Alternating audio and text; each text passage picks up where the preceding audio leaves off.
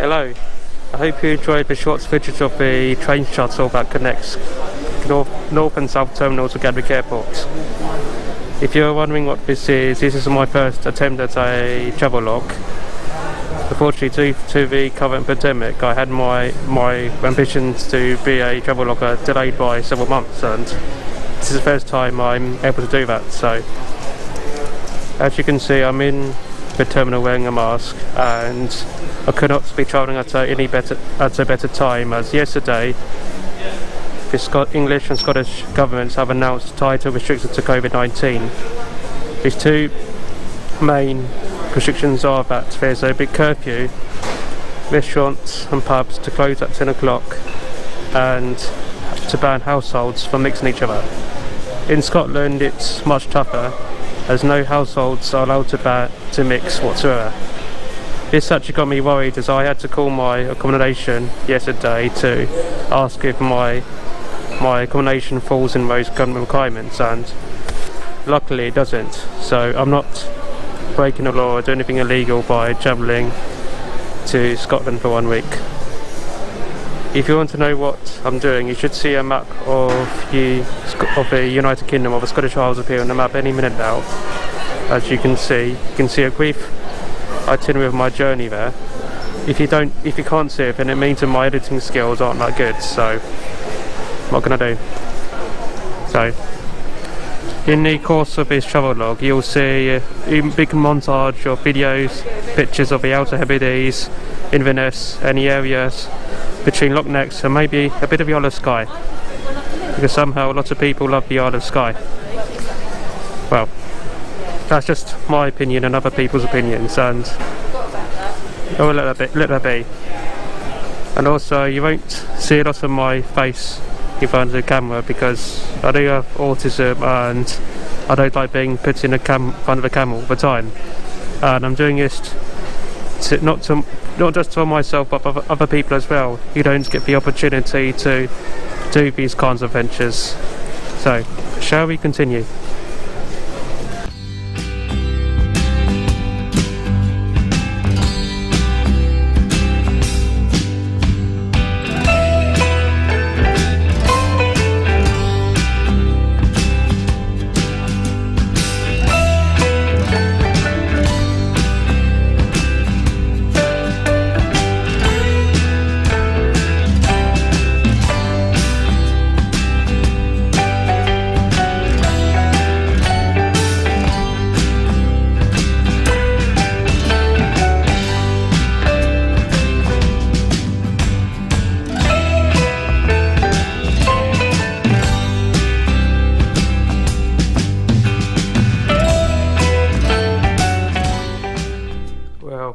Something I noticed when I checked into the guest house yesterday was that there's a big sign that states, "Dear customers, due to COVID-19, we are completely suspending the breakfast service until further notice." Which is a bit sad, because one of the most iconic things of visiting a guest house or hotel in another country is sampling their local interpretation of breakfast. But as I said earlier, these kinds of things are inevitable. And I'm only staying in this guest house for 1 night, because today I'm taking another plane to Stornoway in the Outer Hebrides, which is one of the most remote parts of the British Isles. Now, I'll just show you what it looks like outside my bedroom window. It's a typical Scottish street. You've probably noticed already that, like the Republic of Ireland, nearly every roof and every house is the same colour, just like in Ireland. If you travel more often, then you would probably notice these little things.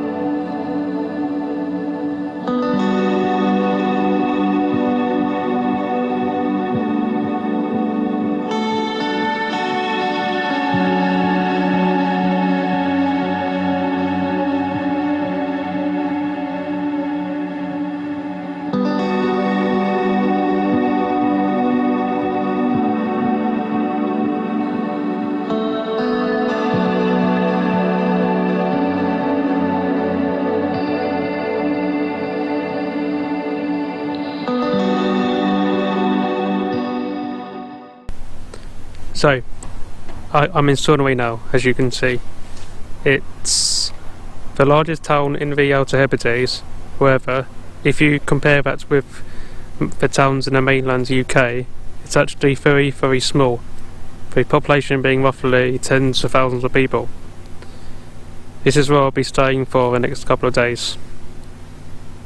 It's so small that I actually walked from my Airbnb to the Stornoway Harbour and it took 2 minutes. So that, to the extent that I did not need to drive there. But the reason I decided to hire a car is so that I can explore the rest of the Isle of Lewis and Harris.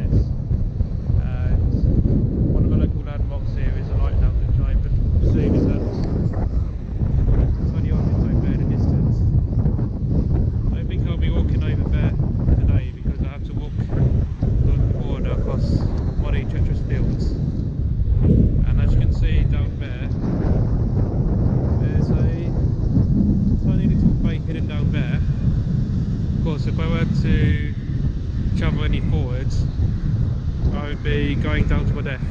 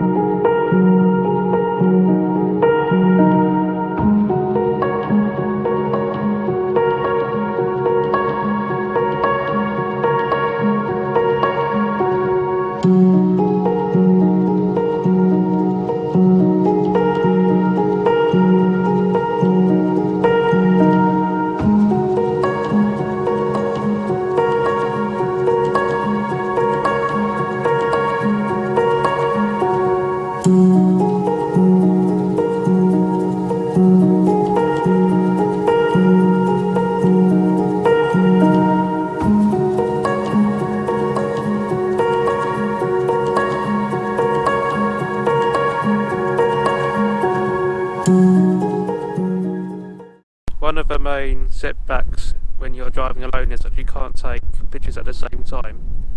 And if you just look around me right now, you can see if it's impossible not to stop over without taking a picture.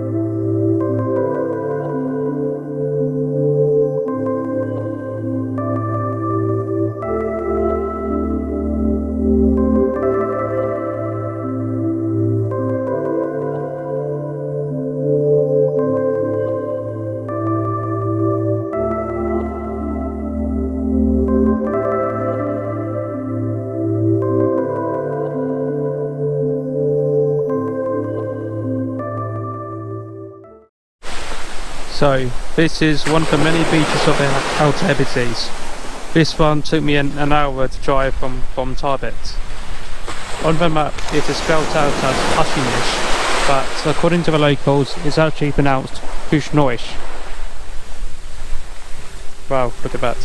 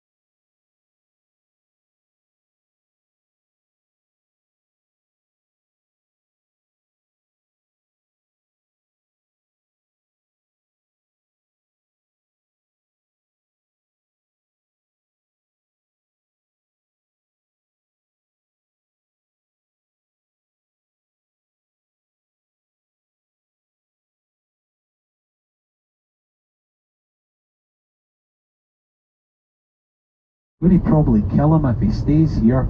King James, he decides that he's going to go and visit his cousins, who just happen to be the King of France and the King of Spain and the King of Sweden. That's all his cousins. All the royal family of Europe are his cousins. So he goes over to see them, and while he's over there, the English Parliament invite